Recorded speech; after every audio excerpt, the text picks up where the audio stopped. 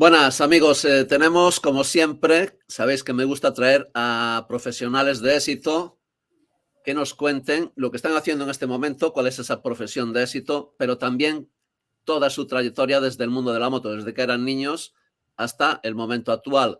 Y en esta ocasión traemos a alguien con muchísima experiencia, que es Efren Vázquez. Para los que lleváis mucho tiempo en las carreras, sabéis que fue piloto del Campeonato del Mundo y en estos momentos ya lleva unos cuantos años siendo probador. Es el piloto que KTM tiene para desarrollar las Moto 3 de las Husqvarna, las Gas Gas y las KTM. Bienvenido al canal, Efren. ¿Qué tal? Hola, un placer, Chicho, un placer estar aquí. Muy bien, pues vamos a darle un repaso a toda tu vida prácticamente, ¿no? Porque tus primeros recuerdos del mundo de la moto, vamos a empezar con cuando eras un niño y qué sentías tú por la moto, qué fue lo que te llamaba, lo que te atraía de la moto y cómo fueron tus inicios. Bueno, yo creo que casi como cualquier piloto, desde el inicio todo empieza por la pasión de un padre, en este caso, o de una familia. Y joder, pues con 4 añitos ya me pusieron encima de una motito de motocross y desde que descubrí lo que era montarme en una moto, creo que ya no me imaginaba el no poder hacerlo, ¿no? Entonces, bueno, vas quemando etapas y realmente pues disfrutar de esa pasión con tu padre, pues de esa sensación de ver la moto ya, una vez que montas, ya miras las motos, desde niño te quieres subir en todas, en la del vecino, en la que el que pasa por debajo de tu casa y esa pasión, pues bueno, que al final lo que te hace es querer más y más y más y bueno, al final yo creo que el padre quiere enganchar al hijo y al final es el hijo el que termina enganchando a toda la familia, ¿no? A hacer pues a disfrutar de esta pasión que es el ir en moto. Bien, tú naciste en el País Vasco. Correcto, Creo que Bilbao. tu familia es de origen gallego, me parece, ¿no? Sí, sí, sí. Mi padre, de hecho, es nacido en Zas, en una aldea que hay cerquita de La Coruña. Prácticamente toda mi familia por parte de mi padre viven en Camelle y mi madre, aunque era nacida aquí en Bilbao, yo ahora estoy viviendo entre Hondarribia y Irún, aunque mi madre era nacida ahí en Bilbao, su familia también, su padre y su madre eran gallegos, sí. Ajá. Bien, digo esto porque tú naciste en una comunidad en la que hay mucha afición, me consta, porque he estado por allí dando cursos y sé que hay mucha afición y por los seguidores que tenemos también de allí, de esta zona de España. Y, pero no es un sitio, no es el mejor sitio para llegar a ser piloto. Había otros sitios mucho más fáciles, como podían ser en ese momento Cataluña, como podía ser Valencia, como podía ser incluso la zona de Madrid. Mucha más facilidad para llegar a ser piloto. ¿Cuáles fueron las dificultades con las que os encontrasteis vosotros, tu familia y tú, a la hora de practicar este deporte? Mira, pues la primera dificultad era un lugar donde practicarlo, porque como bien sabes, aquí ahora mismo, actualmente en el País Vasco, a día de hoy, hay dos circuitos de karting. Uno es el circuito de Zaya, que lleva prácticamente toda la vida, que es donde yo comencé a iniciarme, es en la zona de Vizcaya, que del de Zaya pasaron al de Güeñes, pero siempre el mismo propietario, muy cerquita uno de otro. Y el otro desde el año 97, que es actualmente pues el que es el circuito nuestro, pues gracias a la familia de mi mujer, que mi suegro la abrió en el año 97, que está en la comunidad autónoma de Guipúzcoa. Esos son los dos únicos circuitos exteriores donde se podía practicar el motociclismo, ¿no? Y de hecho nosotros pues íbamos siempre a la zona de Vizcaya, pues porque al final era el circuito que nos quedaba más cerca de casa y es el primer problema con el que te encuentras. El País Vasco siempre ha sido una comunidad autónoma pues muy complicada para todo el tema de deportes del motor, el tema de la contaminación, ya sabes que estamos rodeados de mucho verde y bueno, pues aquí no era fácil encontrar primero un terreno para poder hacer un circuito y luego, lógicamente, pues los permisos pertinentes. Entonces, eso es la mayor dificultad que había. Y luego ya, una vez que consigues empezar a entrenar en un sitio o en otro sitio, pues ya la siguiente, lógicamente, pues es los desplazamientos y bueno, empezar a viajar a Madrid, a Barcelona, a Valencia. Por aquí había poquitas carreras y bueno, el nivel estaba fuera. porque había mucha más variedad de pilotos, muchísima más cultura, muchísimos más expilotos profesionales que al final pues la gente se contagiaba, ¿no?, de las carreras que habían hecho los pilotos profesionales y bueno, y nosotros pues íbamos aprendiendo un poco a base de palos. Bien, ¿y a qué edades? Porque te subes en una moto con 4 años, ya lo has Sí. dicho, empiezas a competir tus primeras competiciones, ¿con qué edad? Yo diría que tendría 6 o 7 en minimotos. 6 o 7 en minimotos, Sí, ¿no? sí, Tú eres del boom de las minimotos entonces, ¿no? Tú naciste... total. Ajá. Bautista, Faubel, Barberá, Pedrosa, pues Ángel Rodríguez, toda esta remesa de pilotos era con los que crecí. Sí, porque se creó una Copa de España de minimotos que en una ocasión Correcto. vinieron a correr aquí a Yo Mallorca. corrí, yo corrí, Sí. hice tercero allí. Sí, ganó Pedrosa y hice tercero yo en Mallorca, sí. Ajá, bien, yo fui con mi hijo, pero no nos gustó mucho los reglamentos. Allí había demasiadas cosas raras, aquellas motos. Estarías en Alevín. Jorge, por la edad, estaría en Alevín. Yo ya corría en juvenil, que era con 8 o 9 años. Claro, Jorge estaría en Alevín, que era pues un poco más niños y tal, y pues con el nivel que tendría que haber estado en prototipos con gente más mayor, claro. Bien, bien. Hicieron una buena labor las minimotos porque permitieron a toda una generación de niños, de una manera muy económica, meterse en el mundo de la competición, tanto ellos como sus padres, y que luego alimentaron las dos copas importantes, que fueron la Copa Aprilia y la Copa Movistar. La Correcto. mayoría de los pilotos venían de ahí, de la Copa España de minimoto, la mayoría. Muy bien. Entonces comienzas a competir y ¿cuándo empiezas ya a nivel nacional? ¿Cuándo das el salto ya a los campeonatos nacionales? Bueno, yo pasé de las minimotos, mi padre siempre ha sido muy, muy cauto y hemos tenido mucho respeto a la Copa Movistar, que en este caso yo creo que cambió la vida a grandísima parte de los pilotos que venían de las minimotos, porque una 125 de Gran Premio, pasar de una minimoto a una Gran Premio, pues en este caso como hizo Pedrosa, nosotros lo veíamos descabellado, de una moto que apenas llegaba a los 100 por hora a una moto que hacía 220 o 230 kilómetros por hora, pues nos parecía muy, muy salvaje. Entonces pasé a lo que es lo que fue la Copa Aprilia, primero la 50 y luego la 125. Siempre, por ejemplo, yo el primer recuerdo que tengo de hablar con un piloto, casualmente fue con Jorge. Me acuerdo que me lo presentaron en el Jarama. Yo debutaba en la 50 y él debutaba en la 125. Ya había ganado la 50 el año anterior. Y es el primer recuerdo que tengo de un piloto, ¿no? Y siempre solía decir a él, ese recuerdo de un piloto súper echado para adelante, cara de serio, tal. Y joder, a mí eso me impactó, ¿no? Porque es el cambio de divertirte con los niños en las minimotos a de repente ir a un circuito grande, ¿no? Y ahí se terminaban prácticamente las amistades. Y pasé por la 50, la 125 y luego ya en el 2001 corrí el RACE de 125, que era el nacional de Criterium, con 15 años tendría, y ahí me paré en seco y ya dejamos de correr. Y ahí ya dejé de correr durante 2 años. Pero ¿por qué? ¿Por qué dejasteis de correr? Tema económico, ¿no? Efectivamente, mi padre Chicho es un fontanero que trabajaba para un taller y mi madre una pobre mujer que limpiaba en las casas y bueno, pues al final esto salía de la espalda de mi padre y de mi madre y bueno, y los fines de semana pues mía también porque desde crío me han llevado siempre mucho a trabajar con ellos, a la obra, a limpiar casas y bueno, pero al final era lo que había y bueno, pues hasta aquí llegamos, hasta aquí pudimos hacer y luego estuve pues 2 añitos prácticamente en casa haciendo la vida de un chaval normal, un adolescente normal. Bien, bien, porque esto es una llaga importante en la que tenemos que meter el dedo. Porque hay también, de alguna manera, como que se mitifica mucho esto, que si no tienes padrino no llegas, que si no tienes dinero no llegas, pero al final todos los que habéis llegado, quitando raras excepciones, un porcentaje muy bajo, sois de familia humilde. Yo era un mecánico de motos, tu padre un fontanero, el padre de Pedrosa era carpintero en una carpintería de otro, ¿no? El padre de los Márquez Trabajaba conducía, con la excavadora, ¿no? Algo así, sí.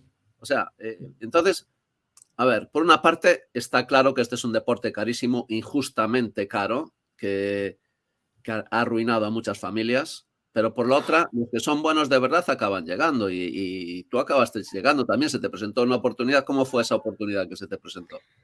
Bueno, pues que la historia es un poco compleja, pero en el año 2004 vuelve a salir la Copa Movistar. Recordemos que se hizo en el año 2000 y 2001, si mal no recuerdo, y luego hubo un parón de lo que fue la selección normal de pilotos hasta el 2004, que salió la Copa Movistar 600.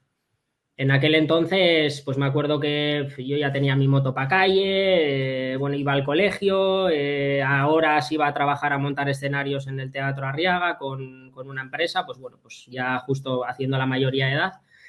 Y de repente vi la inscripción de la Copa Movistar. Entonces le dije a mi padre, joder, nunca me has apuntado a esta copa, me apetece inscribirme. Simplemente pues por ver si me van a llamar para probar y mi padre me dijo, mira, no, bueno, es que claro, mi padre me dijo, no te apuntes porque yo creo que te van a llamar, vas a hacer las pruebas, supone un esfuerzo muy grande ir allí y luego posiblemente ni te cojan. Y me dice, yo no puedo acompañarte. Mi madre en aquel momento se le detectó un cáncer de pecho y estaba con quimioterapia, con radioterapia y bueno, pues mi padre tenía que estar en casa cuidando de mi madre y de mi otro hermano. Entonces él me dijo, yo no puedo acompañarte, ni te puedo apoyar económicamente, ni te puedo acompañar a las pruebas, si te llaman, ni nada. Y le dije, bueno, ahí está, estate tranquilo que yo ya voy a hacer 18 años y ya me buscaré la vida para poder organizarme para ir allí de la manera que fuese. Y me inscribí, me llamaron, 4.000, más de 4.600 solicitudes, llamaron a 290 pilotos para hacer las pruebas, me fui al Jarama a hacer las pruebas y me cogieron en esos 22. La verdad que curiosamente entré pasándome de la edad 6 meses. Ajá. Y bueno, luego nos pedían, creo que era en torno a unos 6.000 euros para correr la copa, pero a final de año te daban la CBR 600, te daban toda la equipación y bueno, pues amortizabas muy de largo con esa moto lo que se pagaba, ¿no? Pero no teníamos el cash para hacerlo. Entonces, bueno, pues con el presidente de la Federación Vizcaína de Motos, que siempre me ha apoyado, don Luis Núñez, a una Ajá. radio, a otra radio, hasta que una persona me dijo, oye, yo el dinero para la moto te lo pongo y el dinero para entrenar. Y a final de año me quedo con todo el material. Y un constructor de aquel entonces me puso el dinero y pude hacer esa copa con dos mecánicos que me ayudaron muchísimo, Álvaro y Josu, y que me acompañaron a todas las carreras y fui con ellos ya sin tener, digamos, la sombra de mi padre detrás, ¿no? Siempre por mi cuenta. Bien, muy interesante. A mí estas cosas, estas historias, ¿sabes? De cómo llegan los pilotos, porque el que se cree aquí que todo es fácil, No. que llegar a un campeonato del mundo es fácil, y es la mentira más gorda de la historia de la humanidad. Llegar a un campeonato del mundo es porque no te has rendido, porque has creído en ti, porque has seguido luchando, porque te han dado con la puerta en las narices muchas veces y tú has buscado otra puerta y otra puerta. Entonces yo quiero, por eso me gusta contar las historias personales de cada uno de los profesionales de éxito que vienen a las entrevistas, para que la gente se dé cuenta de que si han llegado ahí es porque no han tirado la toalla y porque han creído en sí mismos y porque han luchado y peleado, como es tu caso y como nos estás contando, porque claro, lo has contado ahora en 2 minutos y Sí, parece sí, fácil, no ha sido nada fácil. sí, Tú sí, tenías sí, sí, 18 años, eras sí, prácticamente sí. un adolescente, pero tú querías ir. Sí, Otro, yo, Chicho, yo he salido de un barrio muy, muy, muy, muy, muy humilde y nosotros, antes de muertos, tiramos para adelante con lo que fuese. Entonces, yo veía lo que había a mi alrededor, veía que las motos era algo que me apasionaba, sobre todo me apasionaba y que más o menos, pues se me daba bien. Entonces, yo desde muy pequeño, yo voy a intentar esto, sea como sea, y me cueste lo que me cueste, ¿no? Y bueno, pues tenía eso en la cabeza y al final, pues tengo mucha suerte de que a mí dinero me han dado muy poco, sobre todo en mis inicios, pero me he sabido rodear de muy buena gente que me ha apoyado en muchísimos casos. Y yo creo que mi mayor virtud igual ya no era la de ser un piloto muy rápido, sino era la virtud de saberme rodear y de hacerme querer por la gente que, pues, que me ha ido echando una mano en los momentos puntuales. Entonces, tengo mucho que agradecer a muchísima gente. muy bien, muy bien. Yo era un tema que me gusta siempre tocar, porque me encuentro con esto, me encuentro con que muchas veces, por una parte, la gente que dice que si no tienes padrino, si no tienes dinero, si no estás rodeado de gente que te ayuda, no vas a llegar, mentira, pero también que los que llegan no es porque lo hayan tenido fácil, sino porque han sabido luchar, han sabido creer en sí mismos. Y cuando tú tienes las ideas y no te rindes, y tienes ideas claras y quieres llegar allí y no te rindes y buscas y buscas y buscas, al final aparecen las puertas abiertas por las que te puedes colar y puedes dar un pasito más, ¿no? Y luego otro pasito más y toda esa base de esfuerzos. Entonces, quiero que quede claro y que mejor con un ejemplo como el tuyo, ¿no? Nacer en un país, en el País Vasco, que es un sitio no el mejor, no el más adecuado para un piloto, una familia muy humilde, como nos has contado, unas circunstancias tremendas que te llevan a estar 2 años en el paro porque no podías seguir corriendo, y eso con 16 años es tremendo, ¿no? Es casi un trauma, ¿no? Porque tus sueños se vienen abajo y ves que otros sí siguen corriendo y tú no puedes. Todas estas Sí, cosas. pero por ejemplo, mira, lo del trauma, y hago mucho inciso con los chavales de la escuela ahora, porque bueno, lógicamente hay padres que incluso no pueden permitirse el correr campeonatos regionales de minimotar, ¿no? Y muchas veces, pues a veces ves a los niños y digo, el trauma viene cuando al niño no le enseñas que esto vale mucho dinero, que hay que pelearlo muchísimo, pero que detrás de esto hay una vida y detrás de esto hay una pasión. Entonces hay que saberles, yo creo, que comunicar que es un deporte muy caro, que es un deporte en el que siempre estás un poco ahí en el filo de la navaja, ¿no? Porque es fácil que un día pues se termine el dinero o que no se pueda continuar económicamente.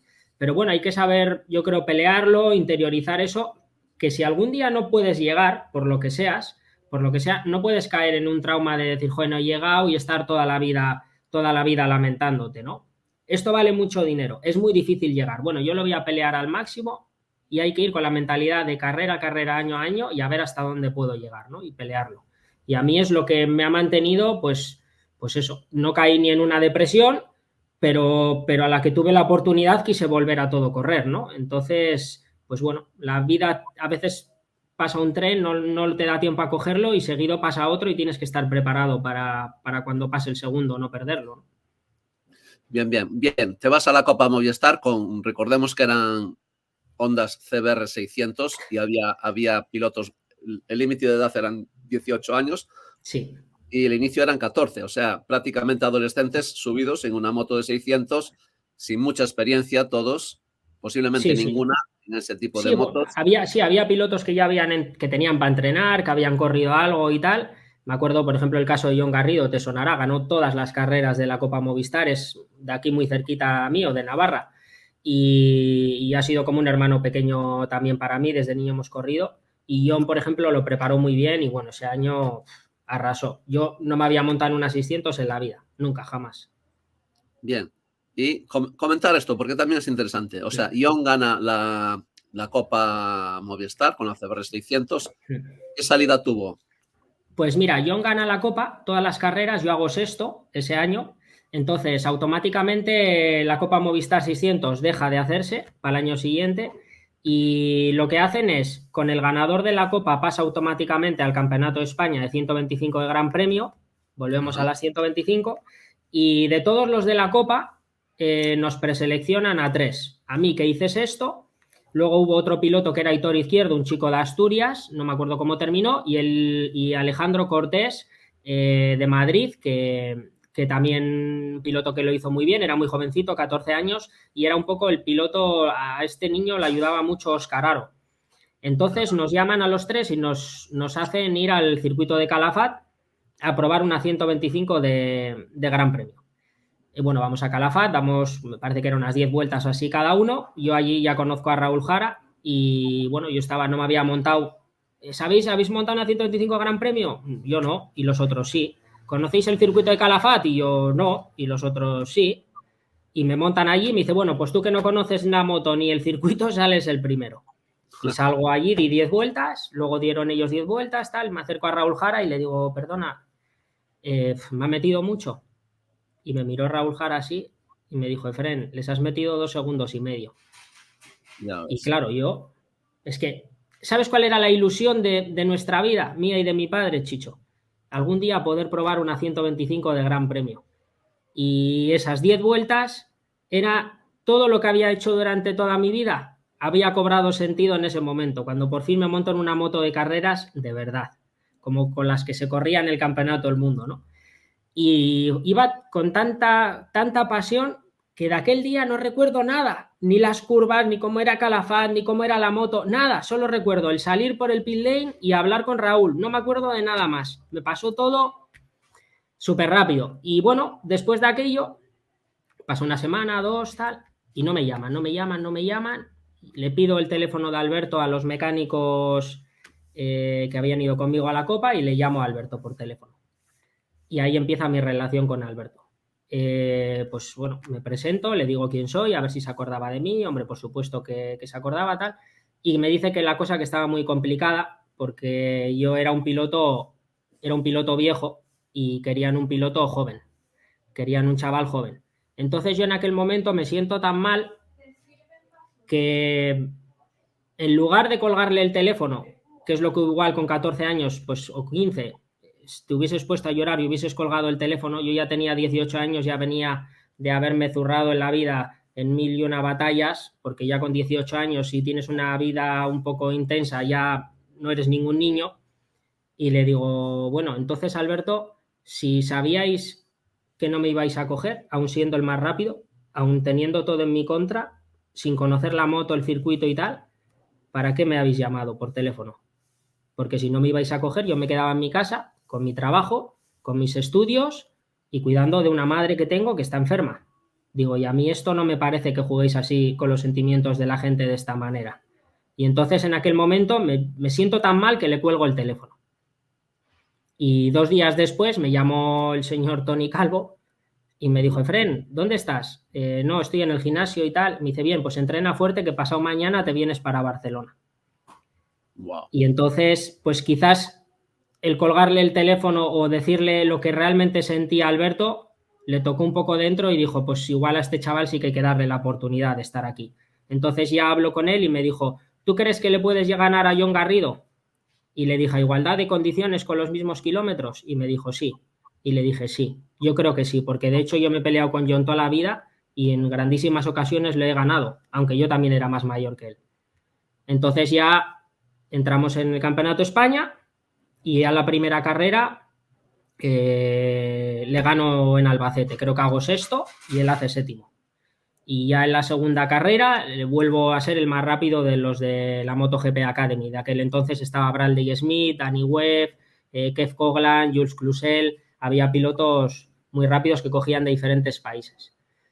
Y nada, y entonces ya me quedé yo solo. Yo tenía una envergadura un poco más para las 600 y entonces, pues bueno, él pasó a las 600 y ya de los españoles me quedé yo solo allí. En mi primer año en el Nacional fui cuarto en el CEP. Ajá. Buen Y resultado. sí, la verdad que muy contento, pero bueno, me quedé ahí en la estacada porque Smith hizo segundo. Telefónica cortó el grifo porque Dani pasó a Honda Repsol y entonces pues se quitó el patrocinio de Telefónica y bueno, pues lógicamente los de abajo, los que vimos más perjudicados y hicieron equipo con Repsol y Bradley Smith en el Mundial. Y yo ya del 2006, o sea, en el 2006, Alberto me metió él personalmente en el equipo de Alzamora junto a Marc Márquez, en el Bien, equipo bien. de al lado. Pero esto ya lo vamos a dejar porque a mí me gusta dividir las entrevistas en 3 partes. Una primera parte, los inicios. Una segunda parte, que es la que vamos a continuar, es cuando se llega ya a ser un profesional dentro del mundo de las carreras. Y una tercera parte, que es la que acabaremos, la entrevista, en la que nos contarás tu actual trabajo y todas esas cosas que queremos saber de cómo funciona el trabajo de un probador, de un desarrollador de motos, el trabajo con los ingenieros, el trabajo con las fábricas, cómo es ese trabajo, qué cosas hacen en circuito, qué cosas no se hacen en circuito. Bueno, pero vamos a pasar, cortamos aquí esta primera. Ha sido muy interesante conocer tu trayectoria y vamos a continuar con tu etapa como piloto profesional en el Campeonato del Mundo. ¿Te parece? Muy bien. Vale, pues cortamos aquí y seguimos con una segunda parte.